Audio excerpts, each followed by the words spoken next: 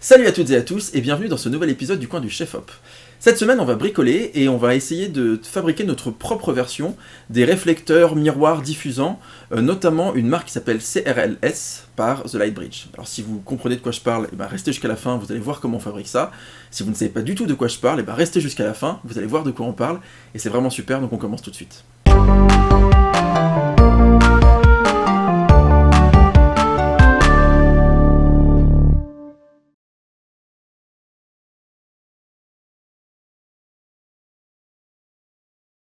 Alors CRLS, qu'est-ce que ça veut dire ? En fait, CRLS, ça veut dire Ciné-Reflector Lighting System, en gros un système de réflexion de la lumière pour le cinéma, et c'est quelque chose qui est commercialisé par la société The Lightbridge, créée en 2016. Ce qu'il faut savoir, c'est que ce produit, il n'a pas simplement été inventé, disons, en 2015-2016. En fait, c'est le fruit de la réflexion d'un chef-opérateur autrichien extrêmement connu, qui s'appelle Christian Berger, qui fait notamment toute la lumière des films de Michael Haneke. Et ce chef-op, il y a cette histoire de miroir qu'il va utiliser sous forme de prototype très très tôt, 2005-2006. Et puis au fur et à mesure d'échanges avec les personnes de The Lightbridge, il va créer ce fameux système qui présente plusieurs avantages, 3 avantages à mon sens. Le premier d'entre eux, c'est si vous avez une source de lumière, mais pas un accès illimité à des projecteurs. C'est-à-dire que vous devez éclairer plusieurs choses dans une scène, sans avoir une quantité de projecteurs à disposition. L'avantage de ces petits CRLS, c'est qu'avec une seule source de lumière, vous pouvez éclairer plusieurs points de la même scène. Et ça, c'est vraiment un super avantage. C'est léger, c'est moins long, ça demande moins d'électricité. Vous avez un projo, vous mettez plusieurs réflecteurs, et vous pouvez très finement éclairer votre décor. Autre avantage du CRLS, c'est si vous vous trouvez dans la situation de filmer un endroit extrêmement exigu, un tout petit espace, une toute petite pièce. Ça m'est arrivé de devoir filmer sous des toits parisiens dans une chambre de bonne, j'avais pas la possibilité de mettre de projecteur dans une salle de bain, et c'est grâce à des miroirs que j'ai pu éclairer la scène telle que je le voulais et telle que la réalisatrice le souhaitait. Troisième élément qui, à mon sens, est un des vrais avantages du CRLS par rapport à des miroirs classiques, c'est son système d'accroche. Il a un système d'accroche qui est assez rapide, qui est assez fluide, et qui permet finalement de l'adapter sur plein de types de supports, et à peu près sur n'importe quel genre de machinerie. Ce que je vous propose maintenant, c'est de vous présenter ma version du CRLS. Pour information, c'est quelque chose que j'ai fabriqué il y a quasiment 2 ans, que j'ai utilisé sur pas mal de tournages, qui fonctionne assez bien. Donc on va voir ensemble comment on les fabrique, et puis après on parlera un petit peu de comment est-ce qu'on peut les utiliser. Alors, pour pouvoir fabriquer vos miroirs, vous allez avoir besoin de plusieurs éléments. Donc pour commencer, des miroirs, évidemment. Moi j'ai pris 2 tailles de miroirs, j'ai pris des miroirs carrés en 30 par 30 cm et des miroirs en 15 par 15.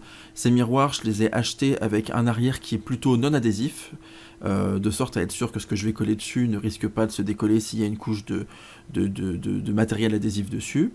Vous pouvez choisir évidemment la taille que vous souhaitez. Moi j'ai acheté les miens dans un magasin de bricolage, mais vous pouvez bien entendu les trouver sur internet ou dans vos propres magasins de bricolage autour de chez vous. On va avoir besoin également de ce qu'on appelle une cheese plate, c'est ces espèces de plaques de métal qui ont différents pas de vis, en général des pas de vis en 1/4 ou en 3/8, qui sont les normes vraiment de pas de vis classiques, tous vos bras magiques se fixent sur l'un ou l'autre de ces pas de vis. Pour les plus petits miroirs, la cheese plate était un peu grande et donc j'ai préféré partir sur des adaptateurs qu'on trouve aussi sur les bras magiques. C'est des espèces de petits tubes avec de chaque côté un pas de vis femelle, soit en 1/4, 3/8, soit de chaque côté c'est du 1/4, soit c'est du 3/8. Il y a différents modèles possibles. En tout cas, ça me semble plus adapté à des petits miroirs. Et enfin, on va avoir besoin de résine époxy, qui est une résine bicomposant, ça veut dire que vous mélangez 2 composants différents, et dans un temps donné, ça va rendre la résine dure, ça va la durcir, et ça permet vraiment de fixer aussi bien les cheese plates que le petit adaptateur de bras magique à l'arrière de votre miroir, et de vous assurer que ça sera fixé correctement. Et comme souvent, vous trouverez dans la description de cette vidéo des liens vers les produits qui sont utilisés pour la réalisation de ce projet.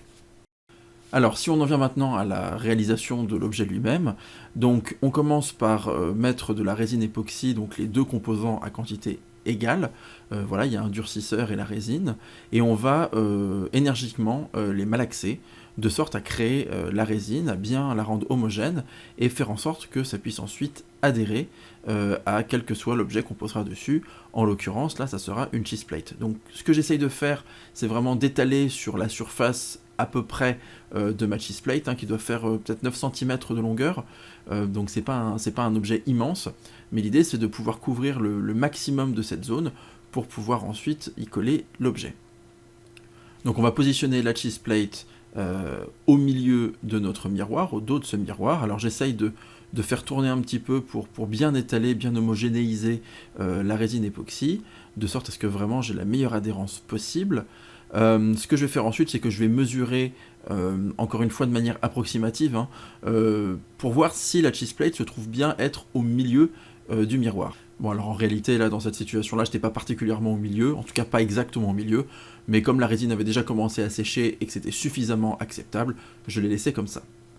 On passe maintenant au deuxième format de miroir, qui sont du 15 par 15. Alors là, dès le départ, j'ai eu un petit souci, on le voit, c'est que la résine, elle a commencé à se solidifier. C'est que je l'ai préparée un petit peu trop tôt, et qu'en fait, le temps que je déplace les miroirs, que j'installe les nouveaux accessoires, je commence à avoir une résine qui déjà se durcit. Donc là, il ne faut pas traîner. L'idée, c'est quand même clairement la même. En ce qui me concerne, j'ai préféré mettre le pas de vis en 3/8, qui est le plus gros accessible, en collant le 1/4 dos au miroir, en me disant qu'un pas de vis un petit peu plus gros devrait avoir une fixation un petit peu plus solide. Je ne sais pas exactement si c'est la vérité, en tout cas, moi je l'ai imaginé comme ça. Et donc ce processus-là, on va le répéter à chaque fois qu'il y a un nouveau miroir, pour autant de miroirs dont vous avez besoin pour pouvoir créer votre kit de réflecteurs. Une fois qu'on a fabriqué nos miroirs, vient la question de la diffusion. Il y a plusieurs types d'essais que j'ai pu faire. À mon sens, ce qui fonctionne le mieux, c'est d'utiliser un vernis mat. Il y a différents types de vernis, brillant, satiné, mat. Le satiné est vraiment très très doux, alors c'est presque pas efficace, on voit pas tellement de diffusion. Le vernis de déco mat, en revanche, lui, en fonction du nombre de couches que vous allez appliquer, vous allez pouvoir avoir une diffusion plus ou moins marquée, et à mon sens, c'est ce qui marche le mieux pour les miroirs que j'ai fabriqués, donc c'est quelque chose qui me semble intéressant à utiliser, et qui, encore une fois, est pas très cher. Maintenant qu'on a nos miroirs avec différents types de diffusion, ce qu'il va falloir faire maintenant, c'est voir comment est-ce qu'on les utilise concrètement. Donc ce que je vous propose maintenant, c'est qu'on se mette en situation, qu'on fasse différents essais et qu'on voit un petit peu comment ces miroirs réagissent et comment est-ce qu'on peut les utiliser pour améliorer notre capacité à éclairer des scènes, ou comment est-ce qu'on peut proposer, grâce à ces accessoires, de nouvelles façons d'illuminer une action, un personnage, etc. etc. Alors pour commencer, j'essaye une scène dans ma cuisine qui a beaucoup de qualité, mais l'inconvénient d'être collé à une véranda, et donc la lumière du soleil n'atteint jamais la fenêtre. On n'est jamais directement éclairé par la lumière extérieure. Comme il y avait pas mal de soleil, ce que j'ai fait comme expérience, c'est donc de positionner un miroir au bord de la véranda pour qu'elle puisse reprendre la lumière du soleil, et donc positionner ce miroir de sorte à ce qu'il traverse la fenêtre de la cuisine, qui donne donc sur la véranda, et comme on peut le voir, dès l'instant où on fait passer la lumière du soleil, on fait entrer cette lumière, on a donc quelque chose qui devient très intéressant à l'image, qui donne une dynamique. Donc ça, c'est un premier usage finalement qu'on peut avoir de ces miroirs, c'est de se servir de la lumière qui existe déjà, c'est-à-dire qu'on n'utilise même pas un projecteur, là on était sur une très grosse journée ensoleillée, et donc de se servir de la lumière directement du soleil qui reflète un miroir ou plusieurs miroirs pour venir éclairer un intérieur qui autrement ne serait pas accessible. Petite interruption pour vous proposer de vous abonner à cette chaîne si ce n'est pas déjà le cas, de liker cette vidéo si elle vous plaît jusqu'ici, de la commenter, de la partager autour de vous, de parler du coin du chef-op, et sans plus attendre, on va continuer nos petits essais lumière. Alors pour ce deuxième et dernier setup lumière, on part sur une ambiance complètement différente, on est allé dans notre théâtre, on a sorti un projecteur unique, c'est un source fort, c'est un projecteur ellipsoïdal, on en a déjà parlé, et l'idée c'est de diriger ce projecteur vers un miroir qui lui-même va refléter vers un autre miroir, qui lui-même viendra refléter vers un troisième miroir.